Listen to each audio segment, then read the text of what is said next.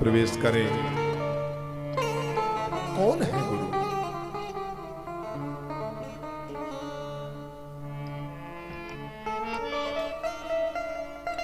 गुरुर ब्रह्मा गुरुर विष्णु गुरुर्देव महेश्वर, गुरु साक्षात पर ब्रह्म तस्मै श्री।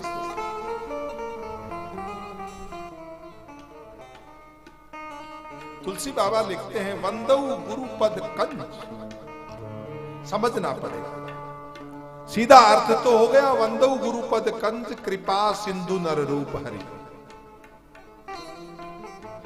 गुरु महाराज के पैरों की चरण रज को प्रणाम करता हूं, जो कृपा के सिंधु हैं और मनुष्य रूप में भगवान हैं।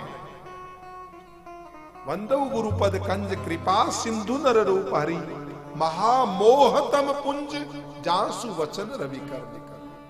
जो महामोह को मिटाने वाले हैं और जिनके वचन जो हैं वो सूर्य की किरणों के समान है। जैसे सूर्य की किरणों से अंधकार दूर होता है, वैसे गुरु वचनों से अंधकार दूर होता है। जासु वचन रवि कर निकल। वंदौ गुरुपद कंज कृपा सिंधु नर रूप हरि, महामोहतम पुंज जासु वचन रवि कर। थोड़ा सा अर्थ की गहराई में जाएंगे। गुरुपद, गुरुपद का एक अर्थ हुआ गुरु महाराज के पैर, लेकिन हम दूसरी दृष्टि से देखेंगे गुरुपद का मतलब होता है गुरु महाराज की वाणी। पद का मतलब वाणी भी होता है। देखो जो हिंदी साहित्य पढ़ते हैं ना उनको मालूम है, हम लिखते हैं सूरदास जी के पद, कबीर दास जी के पद। तो पद से एक तात्पर्य पैर है और पद से दूसरा तात्पर्य गुरुमुख की वाणी। वंदौ गुरुपद कंज कृपा सिंधु नर रूप हरि। गुरु महाराज कौन है? कृपा की सिंधु है।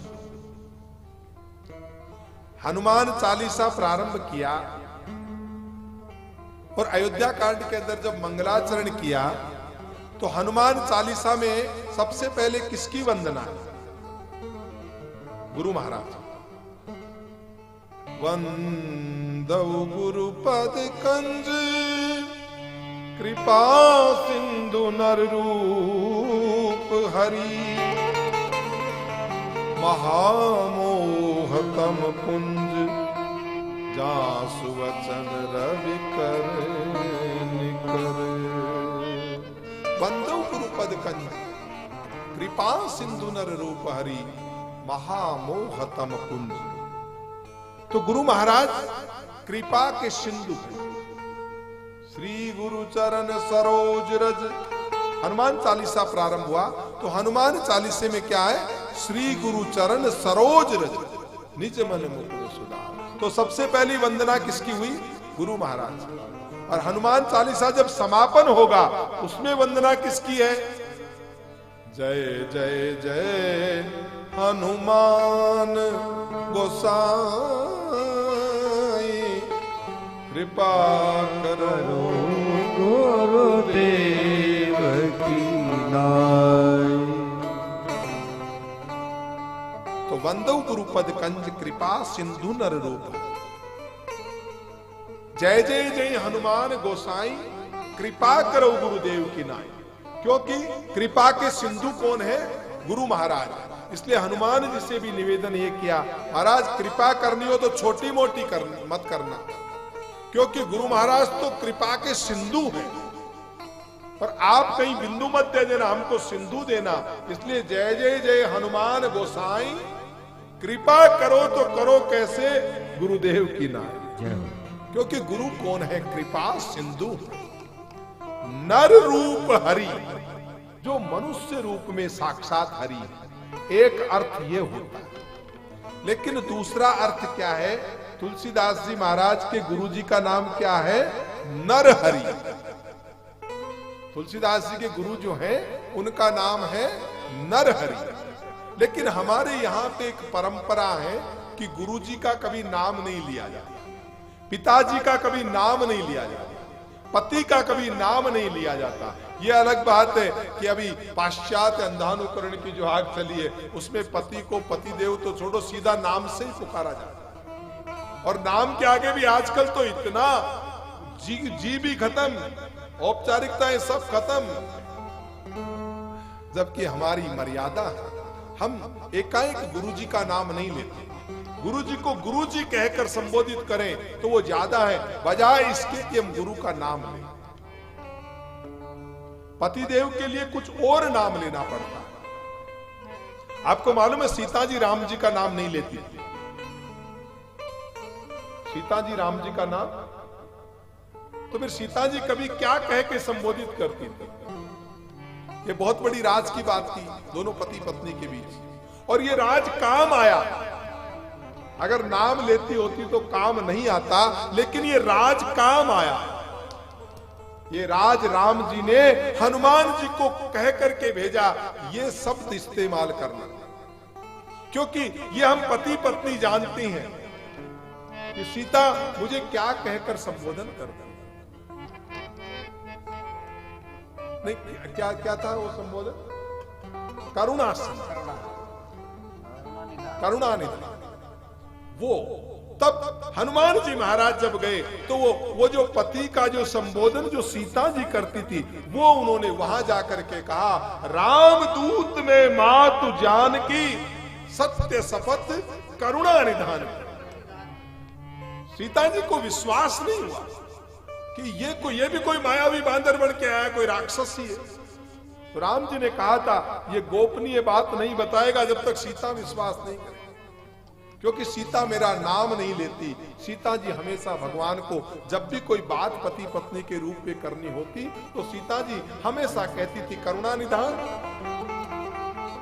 और ये शब्द हनुमान जी को कह करके भेजा, और हनुमान जी ने जाते ही सबसे पहले वो शब्द की पारख कराई, राम दूत में मातु जानकी सत्य शपथ करुणा निधान की। और जो ही करुणा निधान शब्द लिया, सीता जी का आभास हो गया ये हमारे पति पत्नी के बीच का एक संबोधन है, उनके सिवाय कोई नहीं हो सकता, ये उन्हीं का दूत है। अब तुलसीदास जी को यहाँ गुरु जी का नाम भी लेना जरूरी, लेकिन नरहरि कहे तो बड़ा अच्छा लगे। अगर आपका बेटा आपको सीधा नाम से पुकारे तो कितना बुरा लगे।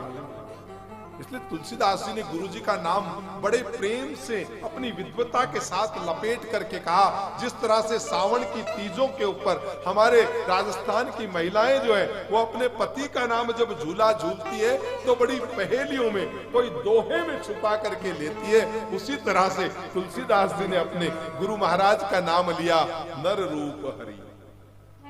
नरहरि दास बाबा के शिष्य थे आप, और कहा बंदहु गुरुपद कंज कृपा सिंधु नर रूप महामोह तम पुंज।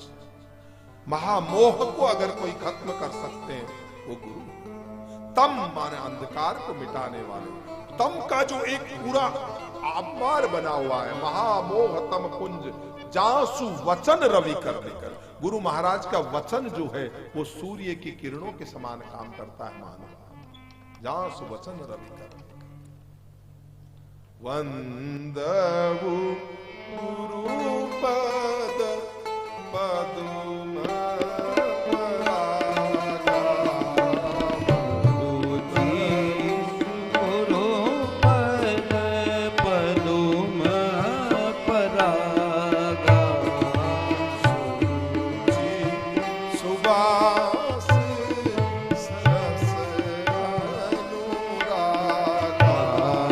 सुरुचि सुभाष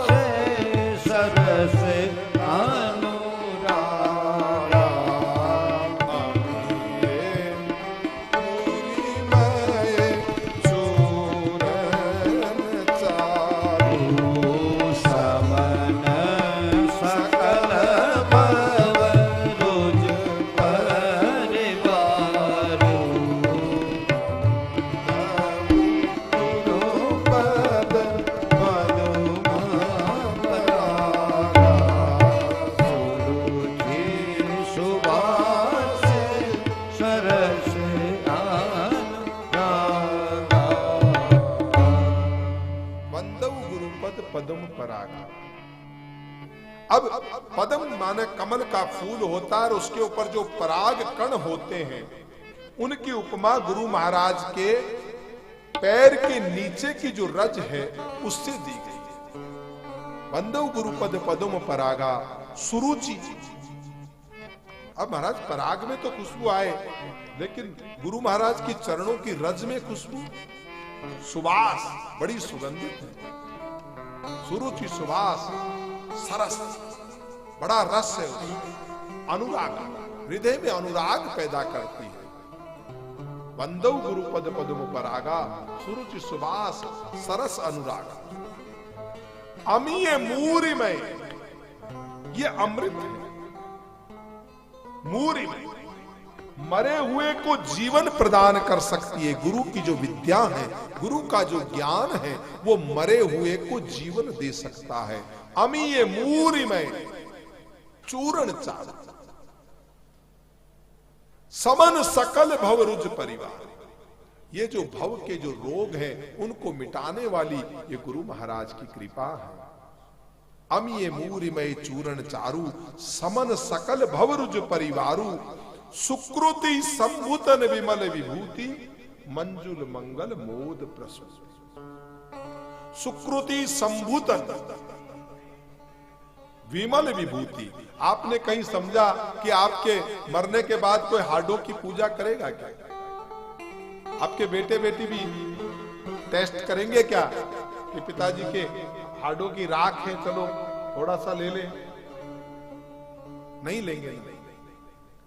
अरे लेना तो दूर की बात है, जब शमशान से वो अस्थियां लेकर के आते हैं ना, तो घर में नहीं रखते, वो कहते हैं बाहर बाहर बाहर दूर रखो, अंदर मत लाना, अपवित्र हो गई।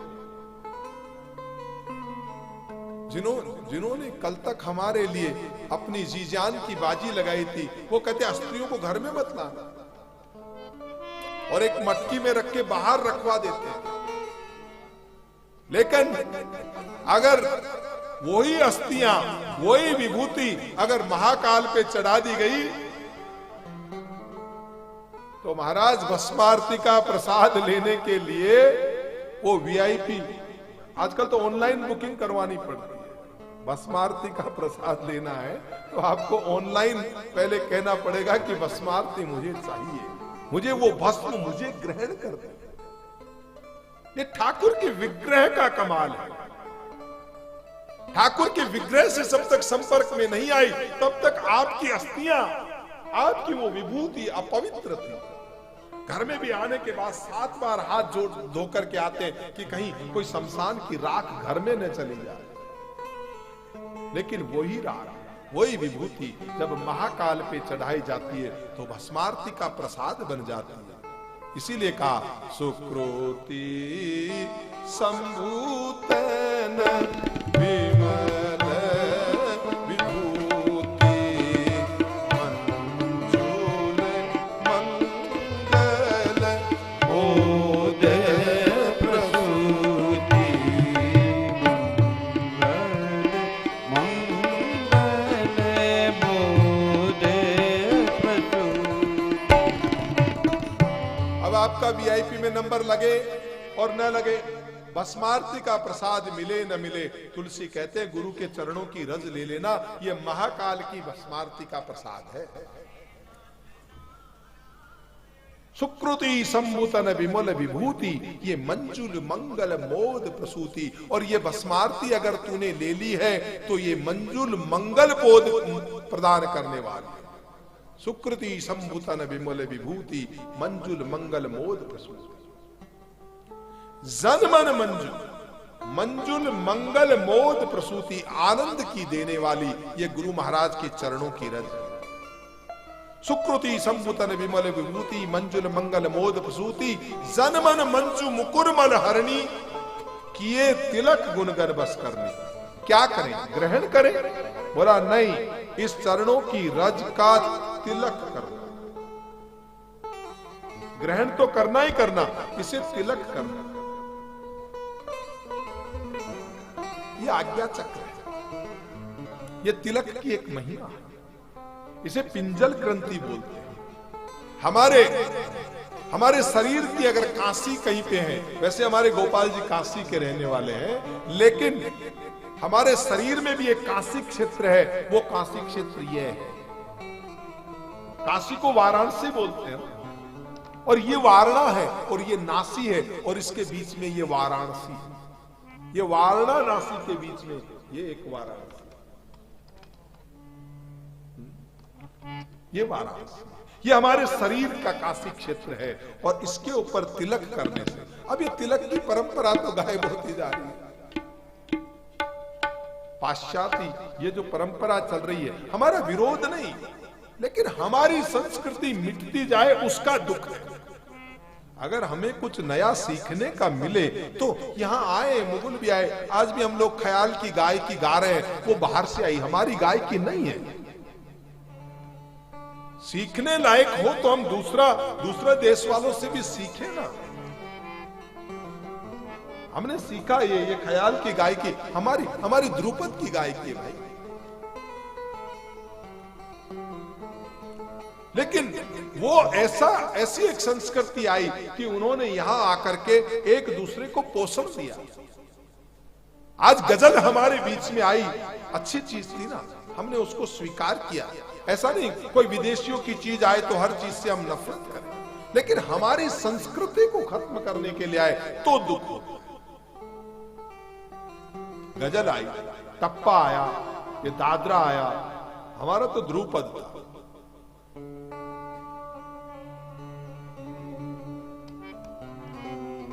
तो ये तिलक गुनगन बस करने,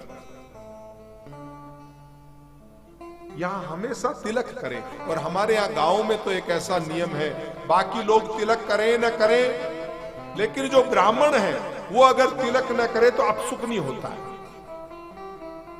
अगर बिना तिलक किए वाला ब्राह्मण मिल जाए तो हम लोग दो रास्ते से वापस आ जाते हैं कि ये ब्राह्मण होकर के तिलक नहीं करते।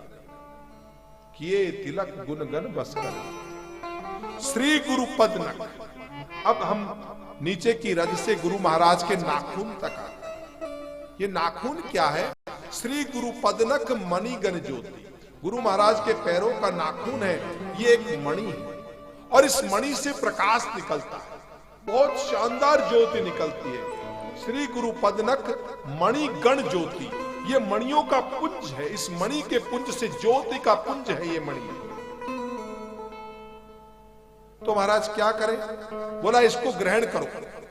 अगर इस महागुहा में प्रवेश करना है, जैसा विनोबा जी ने अपनी पुस्तक में लिखा कि महागुहा में प्रवेश करना है, तो गुरु महाराज के पैर के नाखून की मणि। तो बोला क्या करें? नाखून को सिर से रगड़े? बोला नहीं, सुमिरत दिव्य दृष्टि है होती।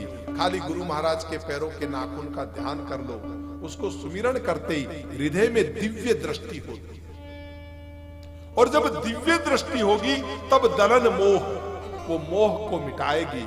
दलन मोह तम, अंधकार को भगाएगी। दलन मोह तम सोस प्रकाश, जीवन में प्रकाश ही प्रकाश करेगी। और बड़े भाग उर आवही जासू, वो बड़भागी लोग हैं जिनके हृदय के अंदर ये मणि की ज्योति आती है। बड़े भाग उर आवही जासू। और अगर आ गई तो महाराज फायदा क्या होगा? क्योंकि यहां फायदा नुकसान की बात पहले बताइए। बोला भैया फायदा यही है, उघरई विमल विलोचन ही के। तेरी दो आंखें तो खुली हुई है, लेकिन तीसरी जो हुए की आंख है वो खुल जाएगी। उघरई विमल विलोचन ही के, और मिटई दोष दुख भव रचन। भवरोग भी मिट जाएंगे, वर्तमान के रोग भी मिट जाएंगे, कोरोना सब मिट जाएगा। ये श्रद्धा सही ऐसा हो, क्योंकि पहले विज्ञान भी ज्ञान की शरण जाता था। ये अलग बात है कि इस युग में ज्ञान भी विज्ञान की शरण जा रहा है। पहले कितने बड़े बड़े डॉक्टर होते थे, आज के 30-40 साल पूर्व में, महती साहब तो बहुत अच्छी तरह से जानते हैं, डॉक्टर में भी श्रद्धा होती थी। वो भी अगर ऐसा ही नजर आता था तो वो कहता था भैया तुम्हारे कोई देवी देवता या प्रार्थना करो, प्रार्थना में दुआ में बहुत बड़ी ताकत है। जो काम दुआ कर सकती वो दवा नहीं कर सकती। लेकिन विडंबना है, हम हमारी इस ताकत को भूलते जा रहे हैं। विज्ञान का प्रयोग जरूर करें, लेकिन ज्ञान को भूलने की जरूरत नहीं है, वो जरूरी है। और अगर केवल विज्ञान है तो विनाशकारी है। अभी इतना बड़ा परमाणु बम बना के रख दिया और कभी कोई मन चला गलती से प्रयोग कर देगा तो आज हम अपनी मौत का सामान ले चले, विनाशक ही तो। अगर उसके साथ ज्ञान नहीं है, उसके साथ श्रद्धा नहीं है, तो वही पेट्रोल जहां हवाई जहाज उड़ाने के काम आता, आपकी कार को चलाता है, वही पेट्रोल गांव और बस्ती को जला भी तो सकता है। उसका प्रयोग श्रद्धा के साथ में होना चाहिए। आप सब साधकों के मांग के ऊपर हमने पुष्कर में एक बहुत सुंदर पंच कल्याण साधना शिविर लगाने का निश्चय किया है, जिसमें हम योग, ध्यान, संत दर्शन, देव दर्शन, ब्रह्मा जी के दर्शन, पुष्कर घाट का स्नान, सांस्कृतिक कार्यक्रम, बहुत सुंदर आपको तीर्थ घुमाया जाएगा। और सबसे महत्वपूर्ण आपके जीवन में है वो ये होगा कि आपके पूर्वजों की आत्मा की शांति के लिए, आपके बुजुर्गों का श्राद्ध और पिंडदान करवाने के लिए विद्वान पंडितों द्वारा हम अमावस्या के दिन पुष्कर के घाट पे ये श्राद्ध और तर्पण का कार्यक्रम करेंगे। महानुभाव, इस कार्यक्रम में ये जो 5 दिवसीय कार्यक्रम होगा, उसमें एक कक्ष में मात्र 2 व्यक्ति रहेंगे, ताकि वो समय पे उठ सके और समय पे अपना तैयार होकर इस शिविर में आसानी से, आराम से अपना भाग ले सके। आप शिविर की बाकी की जानकारी जो है वो हमारे जो प्रबंधन के जो साथी हैं उनसे आप प्राप्त करेंगे।